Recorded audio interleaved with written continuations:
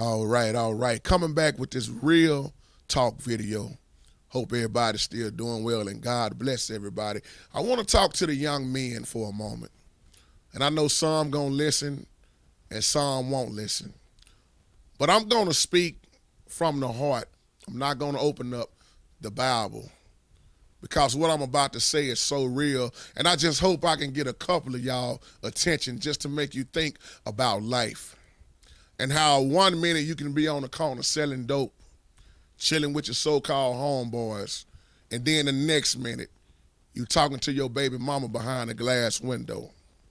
How you on the corner selling dope and starting fights and trying to be all hard, and then the next second you could be in a penitentiary fighting for your life, fighting to keep somebody up off of you, fighting so you won't be made out of a woman in prison. See, when you think you are hard, it's always somebody harder than you. But I'm not doing this video to make you mad, young people, young men. I want you to wake up. See, all this time out for walking around with your pants sagging and smoking weed and thinking that's all life is about and rapping and the videos and all of that stuff. Now, I'm not condemning nobody in no kind of way. What you do is what you do. Once again, I'm just a messenger. I'm not the enforcer. You don't answer to me, but you will have to answer to God. You're not held accountable from where you come from, but you are held accountable to where you are going. And we got so many young men out here who are very intelligent, but they lost. And the main reason a lot of y'all are lost is because daddy was never around. And we know that there is a shortage in the men right now. How daddies done walked away from their child's life. Or whatever the situation is, it should never get to the point where you walk out of your child's life. And how so many young men are hurting and they looking for this love, but they can't find it at home, so they results in turning to the streets. The gang members gonna show it to them. And that's the love that will get you killed. Now, don't get me wrong, because there have been gangsters that have changed their life, thugs that have changed their life, but a lot of them don't get to change their life because their life end too early. How you can be on that block making it look like you having all kind of fun, and then the next time you'll be at your little brother's funeral, or you'll be at your best friend's funeral, and then the next time the bullet might hit you. All of these drive-bys. See, there is a way that seems right to a man, but it leads to, I'll let y'all finish that. Because what I think is right a lot of times, if I was to go off my own actions, I would be in the penitentiary or dead. See, I done been through the system, the laws, the crooked judges. I know how it feel to stand up and a judge to tell you you don't have nothing to say because you are already guilty. I know how it feels to have that prejudice come up against you. I know how it feels to have everybody that you think love you turn their back on you. I know how it feels to ride in that back seat with them handcuffs on. And it's not a good feeling. And when you get into these type of situations, it becomes very hard. Your life becomes difficult. See, as a young man coming up, everything I was surrounded around was negative. So I know how it feels to be accused of doing something you ain't never done. And how 15 minutes out of your life can cause you 15 years of your life or your life. See, young people, it's not about trying to fit in. I said this before. Sometimes the best thing to do is not fit in because that'll wind up saving your life. I can almost count on my hands how many people that's actually alive from me growing up. See, I was surrounded, the young people, I was surrounded by the dope, the prostitution, all of these diseases. I was surrounded by people that would sell dope to their own mama. I was in the middle of all that. Being in the hood, you see and do some of everything.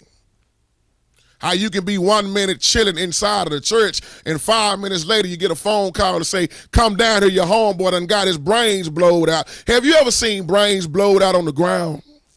I have. It's not a pretty sight. And how the police won't even come to your neighborhood because the police is scared for their own lives. So when we had things happen over here, police would show up very late.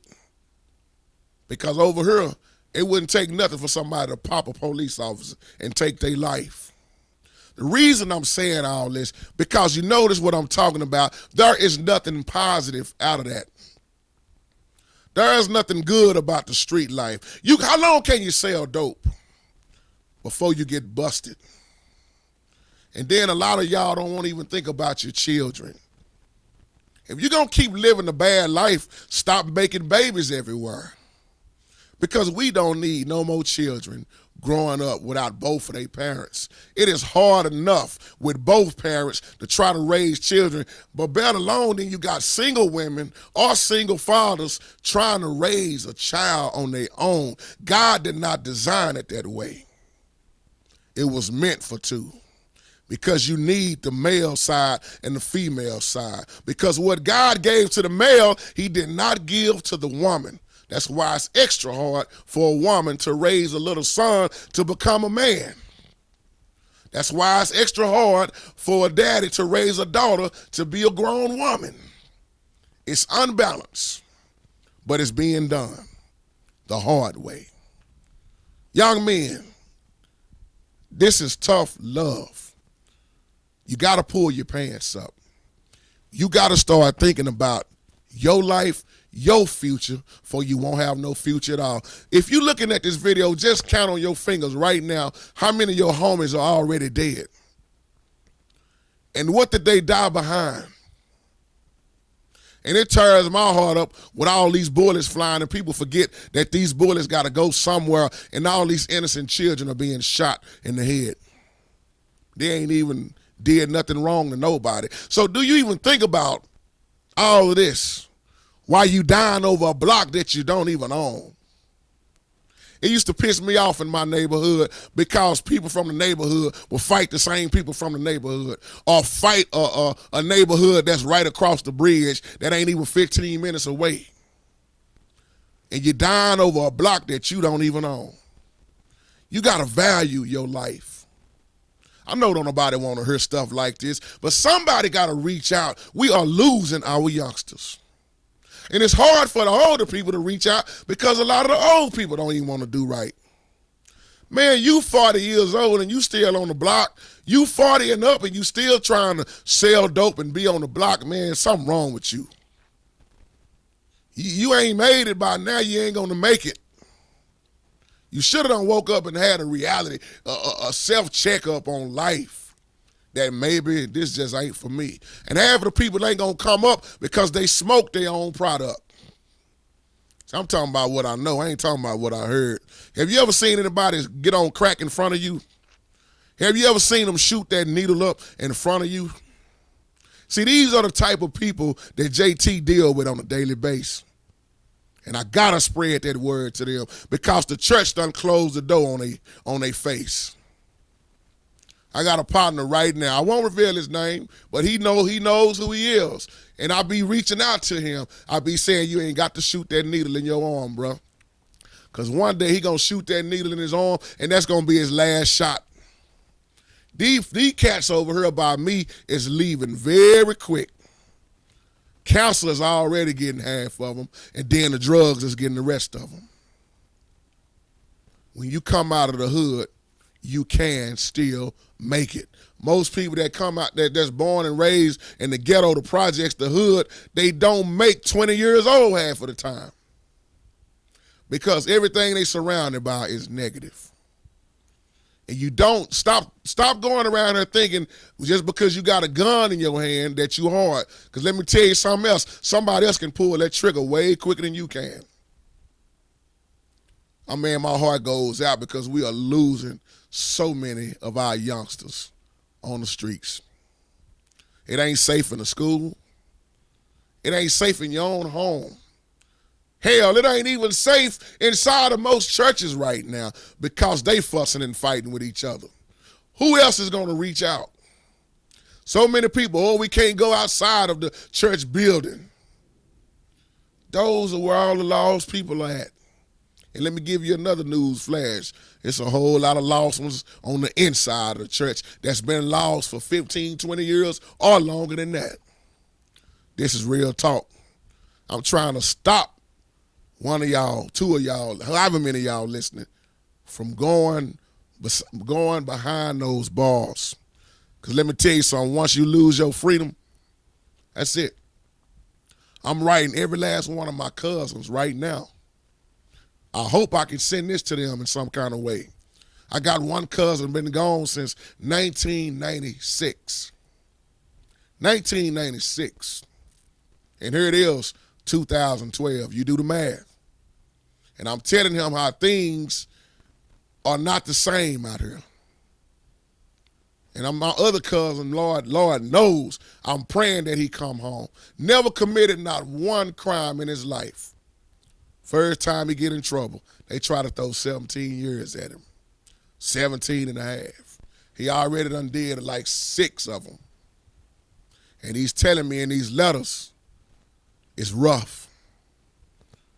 Men are getting their manhood taken. People are getting beat up. Lockdown. You know what lockdown mean when you're in prison. That means you ain't getting ready to do nothing. When that warden say lockdown, that's it. You got to stay in that little closed-in room. It'll drive you crazy. I told one of my partners a long time ago, I can't even stay in regular jail. I hate being in jail. Jail is just, it reminds you of hell in so many ways. And the penitentiary can remind you of the lake of fire in so many ways. See, there is a difference. And when you think about death row, see, ain't no coming back from death row. But at least some of them in county jail going to have a chance to get out. But once you are on death row in the penitentiary, that's eternal.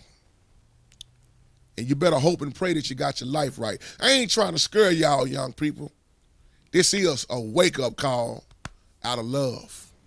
1 minute you hear laughing with your homeboys, smoking weed and chilling. And then the next minute they closing them bars for the rest of your life.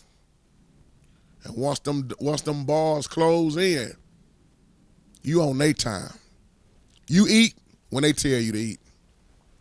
You go to sleep when they tell you to go to sleep. You work when they tell you to work. So think about your freedom right now while you are free. You can do whatever you want right now, just like we got this free will.